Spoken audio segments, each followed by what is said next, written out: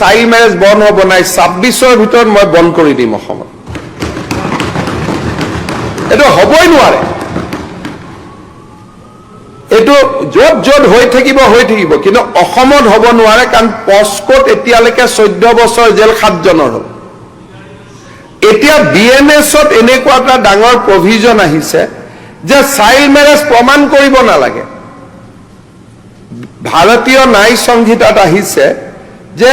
যদি মাইনৰ এজত বিয়া হৈ সেক্সুৱেল ইন্টাৰকোৰ্স হয় it is equivalent to rape তাৰমানে বাচ্চা জন্ম হলেতো সেক্সুৱেল ইন্টাৰকোৰ্স হৈছে সেইকাৰণে rape charge prove will be very very easy things to do নাও